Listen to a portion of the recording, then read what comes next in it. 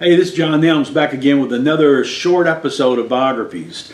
And when I do this, I like to sit down, drink a cup of coffee, and try to relax while I'm doing it.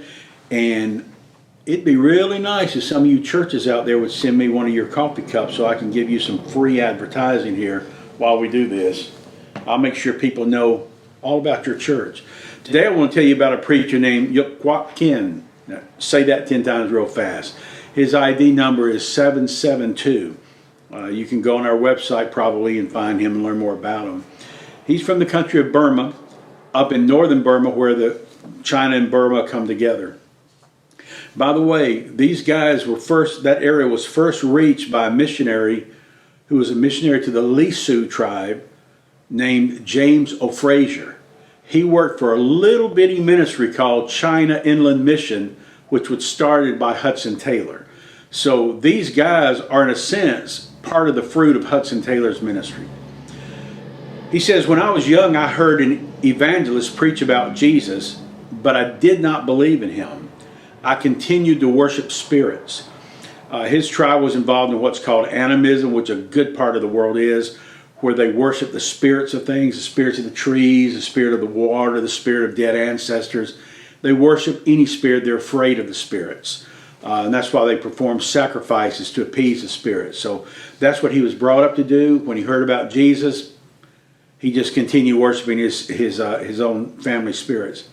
He said, later a preacher came and witnessed to me, and in spite of my parents' objections, I became a Christian. My wife was saved at age 10 and grew up in a Christian home. We both enrolled in Putao Bible Training School, which is in northern Burma, and we graduated there in 3 years. Since being trained for the ministry by some of the Final Frontiers preachers, I have trained 2 other men myself, and I've started 4 churches. 2 are near the China border, 1 in central Burma, and 1 in the capital city of Rangoon. These are all tribal churches, which means just like in our country today, you might go to a town and there's an area where we call Chinatown. It's where the Chinese live, or an area where the Latinos live. In Southeast Asia, you have areas where tribal groups that have migrated to the big cities where they'll all live together in a little cluster area because they speak the same language, eat the same food, so forth. And so when he moved to Rangoon, he began finding these areas where these people lived. So he says, all of his churches are tribal, even though they're in the capital. And he speaks the language of Rawang, which is his native tongue, Lisu, Kachin, Jongpo, and Bama, which is a Burmese nationalist language. He says, my family lives in a rented house made of wood. It has 3 rooms. My wife teaches Sunday school and the women's fellowship. She also helps with the church's income by working and giving money to meet the needs of the church. Then he says, my church does pay me whatever it can, but in our economy, it is not sufficient. Therefore, we're very grateful for your help. Keep in mind, if you will, that Burma just had an election, and they're moving rapidly towards a semblance of freedom now. But over the last decades, actually since World War II, they've been a socialist country. And even today with the freedoms they have, it's still illegal to plant a church in Burma.